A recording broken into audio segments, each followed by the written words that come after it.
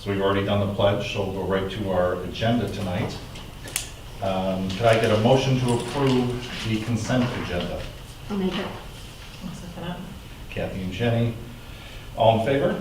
I have a question before we approve that. On the minutes from the last meeting, when I had asked about the Jordan Elbers student, I think it would be good to add in that the biggest reason we're so close is because Jordan Elbers can go to OCC and we're dealing with Hugo Community College, so it's two different community colleges. I think that's important for parents to be able to know that's one of the big hurdles.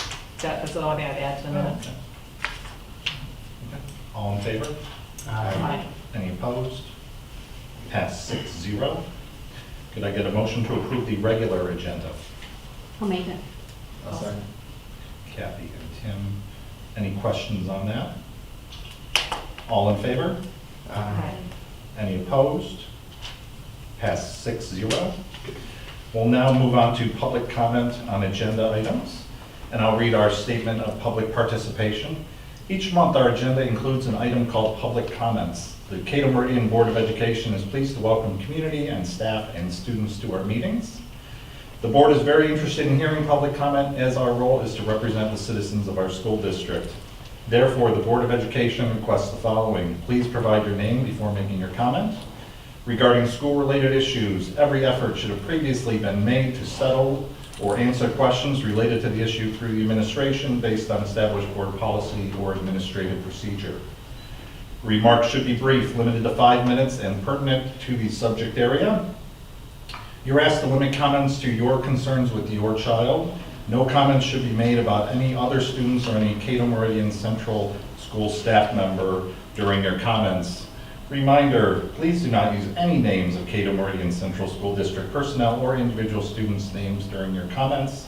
You may submit your personalized comments in writing to the superintendent or the board for our review, and thank you very much for your cooperation with that. That being said, are there any public comments on agenda items? As there are not, we're pleased to have a presentation from Melissa O'Donnell, Curriculum Coordinator on student growth data, in-person and online results. Aaron, you mind turning down the lights just a little bit? Maybe people can pick that up, I'm not sure. Zoom in on the screen a little bit too. Is it okay if I stand up here? Does everybody feel comfortable with that?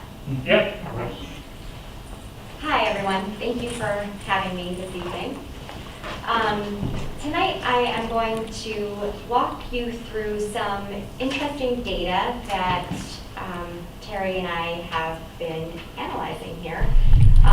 FastBridge and STAR are our computer-based assessments. FastBridge is given in preschool, kindergarten, and first grade, and STAR is given 2nd through 8th grade. So right now tonight we are trying to show you the importance of in-person teaching versus teaching remotely. So as you can see in pre-K, we did have some excellent gains. So I just like to point out that the percentages on the side represent growth. So I was able to set the parameters within FastBridge to note any growth.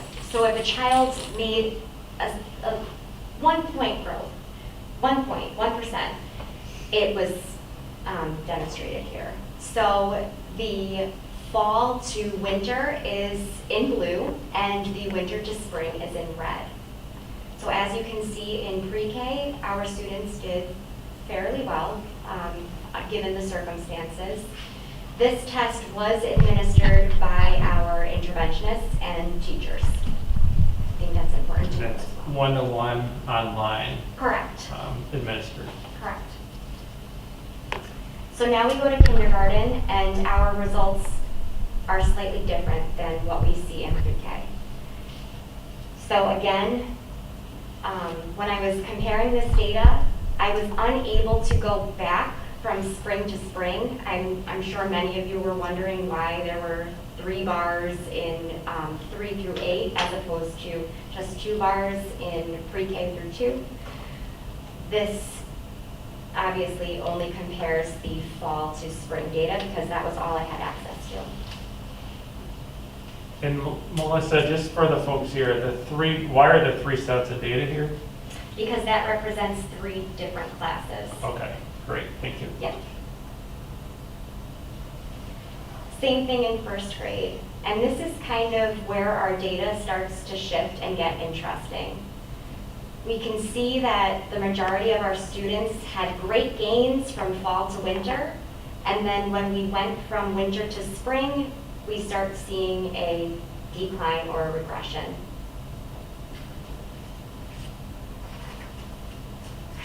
Second grade as well. This data was surprising to me because we had so many students have excellent growth in the beginning with, teacher in person. And then once we made the shift in March, the assessment was administered again in May. And these were the results. Mr. So the blue bars, Yeah, do we know that the vast majority of kids were tested in that time frame? so yes, the majority of students were tested from fall to winter. So that was in January they were assessed. So that would be every student? Every basically. student was Okay. assessed, And in correct? the other bars, we kind of probably didn't get 100% participation. Correct, we did not get 100% participation. Now, in third grade, this was where I was able to access the spring of 2019 data. So as you can see, the blue represents fall to winter 2019 to 2020. The red represents 2019 to 2020, and then spring, which is the yellow orangey bar there, represents the spring of 2019. So the students that took this assessment in second grade, and now their third grade scores right here. So I also like to note that the 2 classes towards the back there, you can kind of see that they did not make any gains from spring to spring.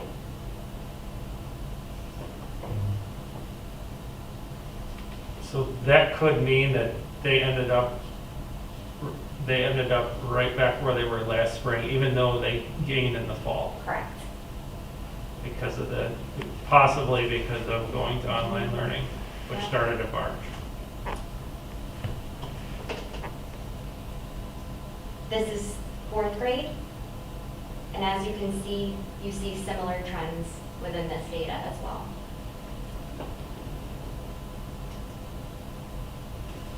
As we get older in our grades, we start to see a steady decline. And again, this could be taking in a variety of factors. However, when I look at the data overall, we can see that the majority of our fifth graders made significant gains from fall to winter and then declined as the year went on. Same thing with sixth grade.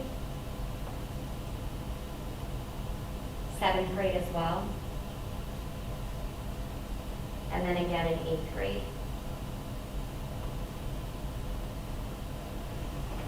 Alyssa, can you talk to the board a little bit about what the teachers have done with this data? What you've done with this data with the teachers? Sure. So more recently, I have been providing professional development around prioritizing curriculum and standards. And I have brought this data to their attention to see where they need to be coming into the fall. So that way, they have an idea and a sense of what they're going to be walking into. I've also handed out a survey where staff had the opportunity to take a peek at that and respond accordingly and provide feedback. However, the feedback that most often pops up is this idea that, wow, as a teacher, I really am making a difference. I matter in my child's education, and this is evidence of that. Of course, in my opinion, we have the best teachers here, and they are doing whatever it takes to make sure that their teaching is up to par come fall. And the conversations that I'm having around their curriculum is, very, moving forward, and what can we do to make sure that we pick up the pace and make sure that that regression doesn't regress even farther come fall. Melissa, talk a little bit about, related but not related, about the professional development this summer Sure. that our teachers are doing in order to prepare for a possible going back to online learning piece. Absolutely. So the first piece of professional development that our teachers are taking part in are a series of technology tool sessions, and those are being offered by myself as well as Hugon and Dagaboses. They are 1-hour sessions where our teachers can actually take these sessions online, and they have conversations with other teachers in the region. We are offering as well in BOCES a principles of online remote learning. So we are talking about effective feedback, how to provide quality, delivering feedback to our students on the computer in case we find ourselves in a similar situation in the fall. We are offering a variety of, how to set expectations during Zoom calls, how to pull small groups during Zoom calls. So all of those sessions are offered online virtually. And here in Cato Meridian, I'm also offering prioritization of the standards and curriculum as well as vertical alignment. So our teachers, I apologize, my mask keeps slipping down. Our teachers are all going to be getting together, socially distancing and wearing our masks, being very safe, to talk about how we can collaboratively get our students where we need them to be in the fall, and really narrowing down some specific skills to make sure that our students are receiving quality instruction moving forward. So you said, Melissa, the general consensus of the teachers that you have worked with are, wow, I made a difference in the fall to winter time. Correct. Because generally speaking, some are at 100, some are at 80, some are at 75, but the majority of the growth seen at almost every grade level with the exception of pre-K or kindergarten and grades 1 through 6. There was a lot more growth in the fall to winter than there was winter to spring. Absolutely. And even, some of the revelations have been, I formed these great relationships with these students, and they trust me enough to want to take a test on the computer because they know that I want them to be successful, and that's how I measure their success. So I think that was very positive for them to see how great, they did during this time. It was hard and challenging for a lot of our teachers, and they really powered through. Melissa, is it fair to say that the winter to spring students who may not have necessarily engaged in online learning were the students who did not take the assessment? Yes, I would say that, yes. Okay. When we look at that data, when we have that decline, how much of that is the material was not able to be covered because we went on to online learning? How much of it was kids just not, like that format of online learning just wasn't working for them? And just getting on the computer. You know what? So, my prediction, I don't have an accurate data for that, but I would definitely say about 60% of it was just kids not being able to access the information through computers, through internet issues, not taking the time or not taking it as seriously as they would if they were actually in person taking the assessment. And then my second question is, what percentage of students participated in the testing, and when we're looking at the spring data? I would definitely say about 50%. Okay. So we had about half of our kids take it, Especially in the upper grades. especially with the STAR assessment. And with the STAR assessment, correct. And those were the kids most likely to have actually been engaged in the online learning, Yes, and they still underperform. correct. Correct. Any other questions for me? So it sounds like the message I get is in-person teaching is better. Mm-hmm. And it sounds like the other message is if you have to stay online, you're trying to enable your teachers to be better online teachers. Correct. Since they were basically thrown into it in the spring. Correct.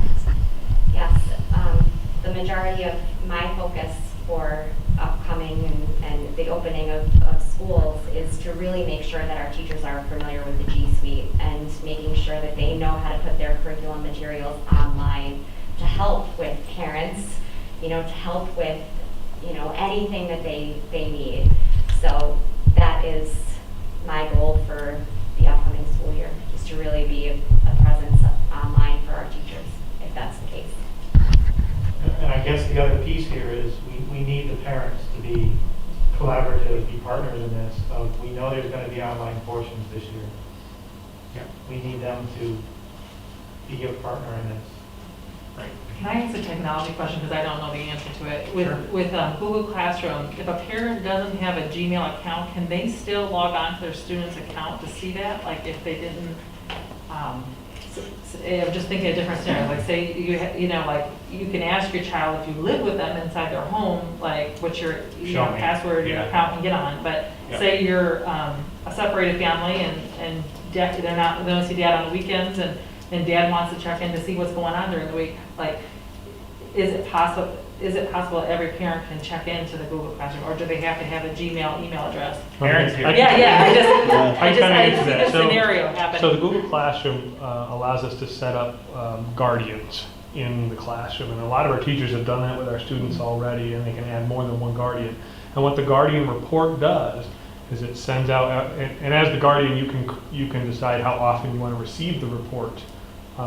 Usually it's like weekly, and you'll say, okay, these are all the assignments, and this is what the work was, and this is so it gives a summary to the guardians, specified how the guardian sets up there. And they don't have to have a Google account for that, they just have to have a valid email address of any kind, and they can set that up. And so that would be just talking to the individual teacher that's Yep, assigned and to the your child. teacher can add the guardians to the class. And typically, once a guardian is established with a student, it will apply to all the classes across the whole Google Suite. So from teacher to teacher, they won't have to enter in the guardian again. If they've already entered it into a different class, Gotcha. they'll already be there, and they can set the settings for that class as well. So it's pretty parent friendly. Yep. Good, all right. Any other questions for Melissa? Well, thank you all for having me. Thank you. Put this together.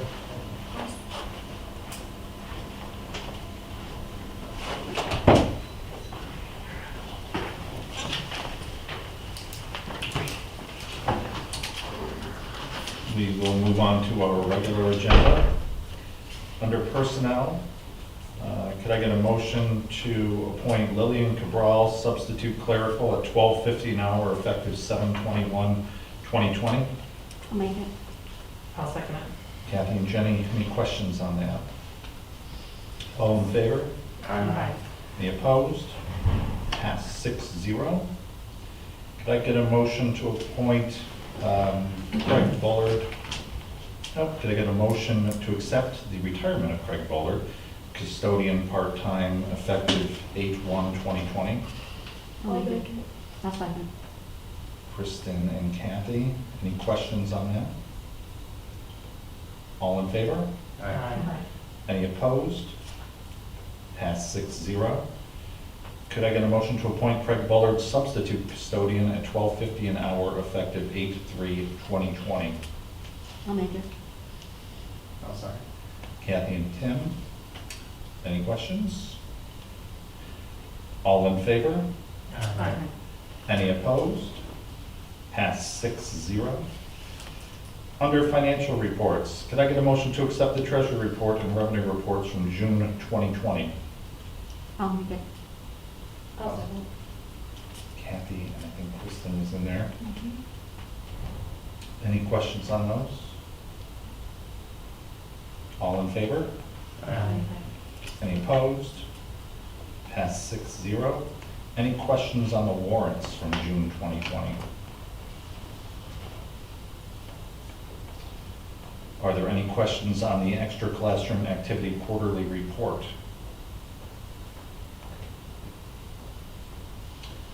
Okay, can I get a motion to approve budget transfers in the amount of $975,657. I'll make it. I'll second. Kathy and Tim. Any questions on those? All in favor? Aye. Any opposed? Passed 6-0. Under school business, could I get a motion to approve the memorandum of agreement between the Cato Meridian Teachers Association and the Cato Meridian Central School District that includes teachers hired to perform summer school from a tentative start date of July 13th, 2020 to a tentative end date of August 14th, 2020? I'll make it. Kathy and Tim, any questions on that? So the teachers have not signed this yet? They, No, I mailed it to them, so I'm waiting for them to. yeah, we did agree to it in theory over the phone, but yeah, I guess we haven't got the signed copy back yet. Okay.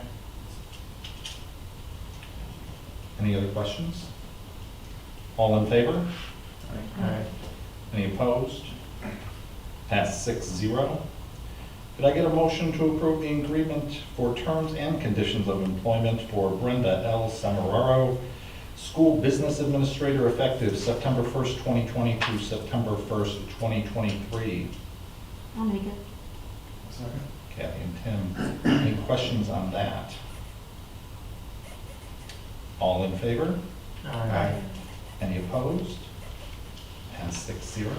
Thank you, board. Three Thank you. more years. Wrong to do it.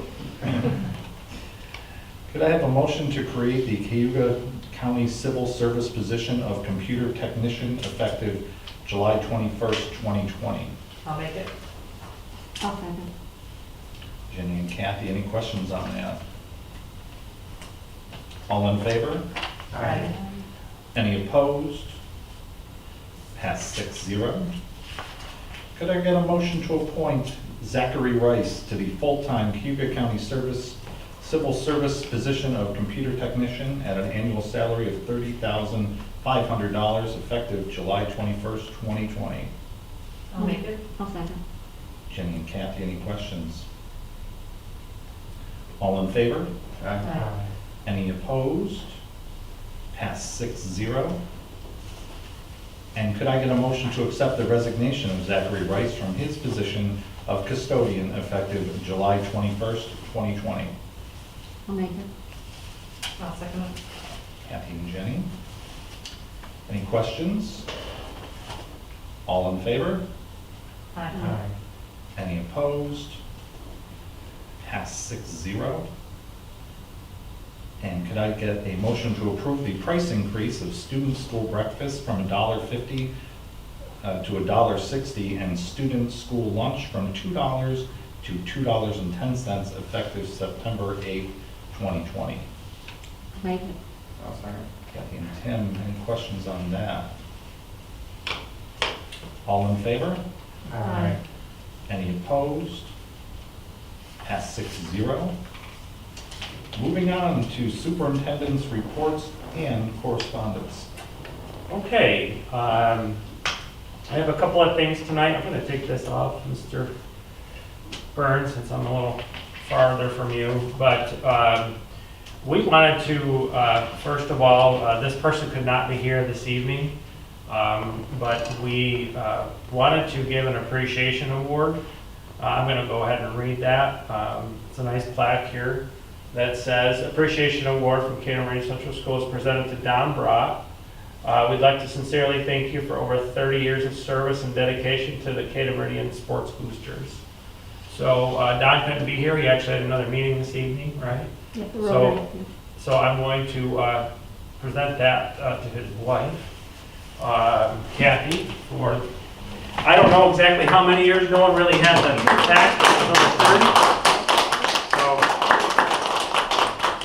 So it's amazing to think about the athletes over the years that, Don has, affected and put his time and dedication. And one of the people that I was talking with today reminded me that, yes, Don would have rather been watching those games rather than cooking the burgers or doing whatever he's doing to support our sports boosters, but you know, he's there pretty much, I think he's been there pretty much every game, or at least organized the people to be there, every basketball game, football game, so on and so forth.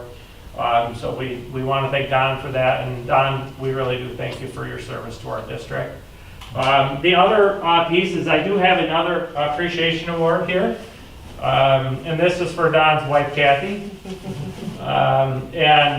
Kathy, it says, presented to Kathy Brott. The Decatur Meridian Social School District would like to sincerely thank you for over 30 years of service and dedication to the Decatur Meridian Sports Boosters. So we'd like to thank Kathy as well.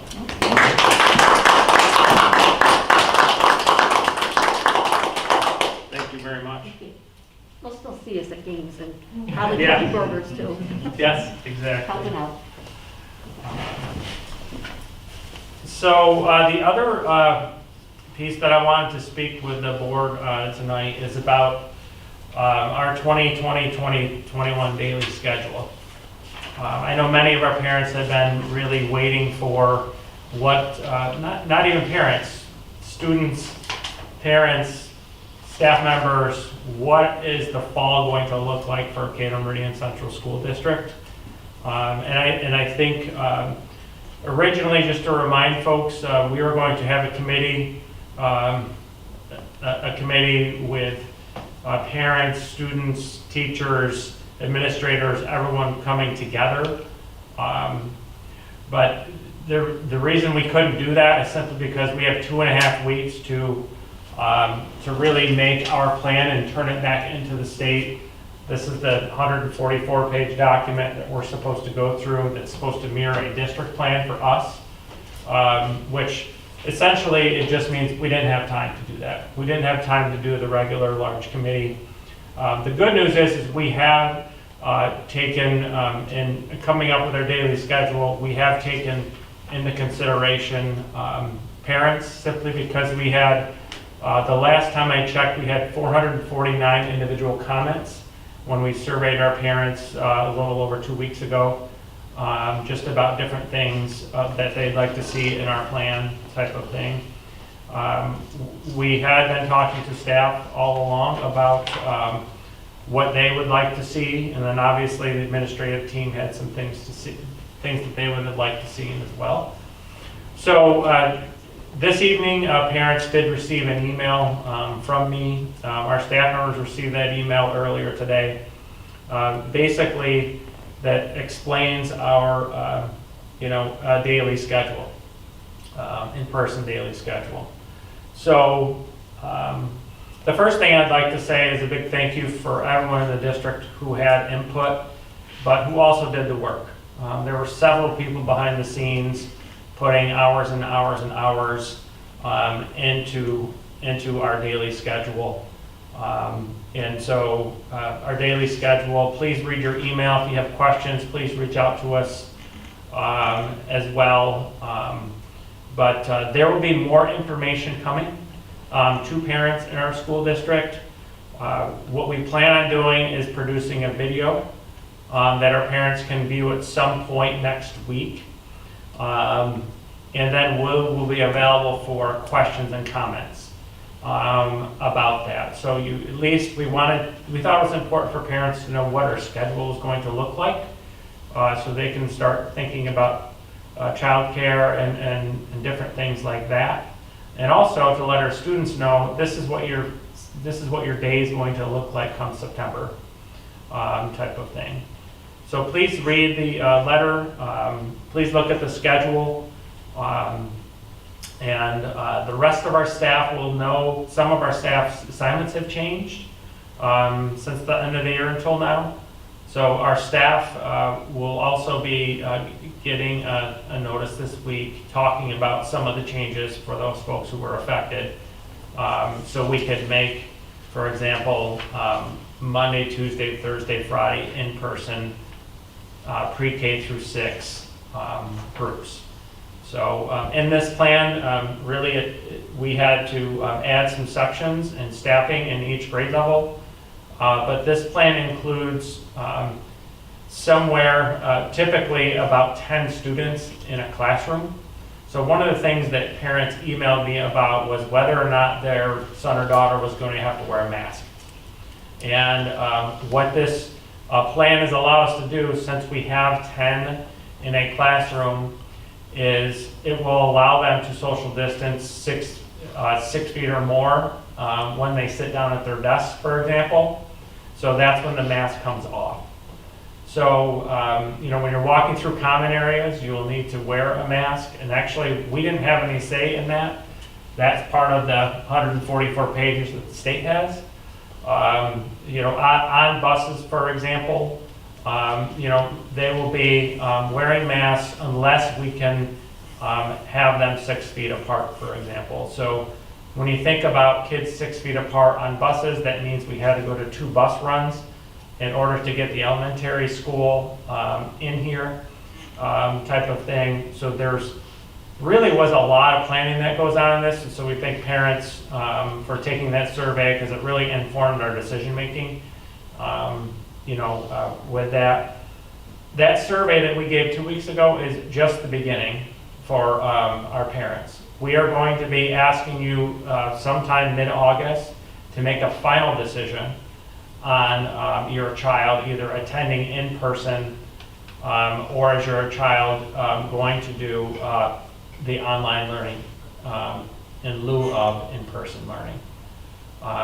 So there's still a lot to be figured out, but we wanted to give parents, just the heads up of this is what our day is going to look like in our school district. So more to come.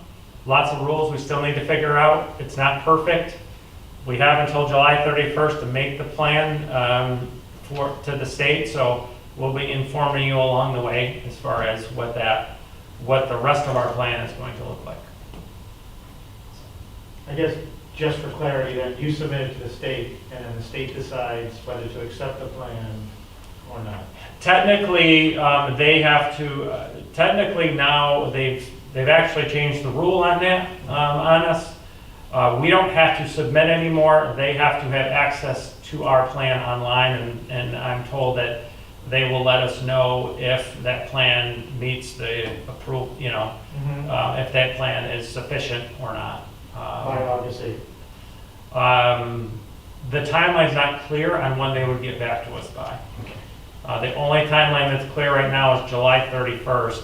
The plan needs to be available to them for them to view. I want to see them review 700 school districts plans in a week. And 8 days. Right, with no common template. Just to be clear to everyone here that the state did not provide a template for the district to put it in, so think about it as far as the 700 school districts, all the plans could look very different. So it is a problem, I would think, for the reviewers. So. The question I forgot to ask, so say a parent decides they're going to do online learning and not do in-person, they've elected to do, how can they change their mind throughout the school year? Say COVID starts to go down, they feel, COVID starts to go down a path they feel a little more comfortable with. I mean, how much notice do they have to give to the school before they want their child to then and attend in-person schooling? Is it for the school year? It depends, is the answer. It depends on if the child's also going to use our transportation or not. It depends on, if there are only 8 kids in that classroom currently, to put a 9th student in that classroom is not a big deal because we can still socially distance 6 feet apart. But if that student is the 13th student in that classroom, that could be problematic and we might need more time to come up with a plan. So if you want to be in person, choose in person right from the get-go. Because if you come to us later and say, no, I want to shift to online, that's a much easier move for the school district versus saying I want online, then I want to go to school. So if you're even thinking about in-person, we need to account for that, for social distancing, for transportation, all of the things that we would have to provide a student.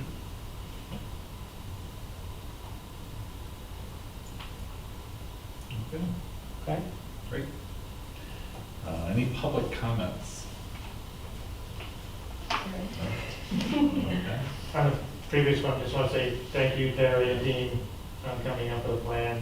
very fast. Yeah. And under board comments, I was going to similarly Oh, say. sorry. That's okay. You know, for months we've been talking about it, as school completely closed. We're in Zoom meetings, there's all these unknowns, and tonight we're together and we're talking about opening a school. So it's very exciting for us and Terry and kids and parents, and it's very refreshing.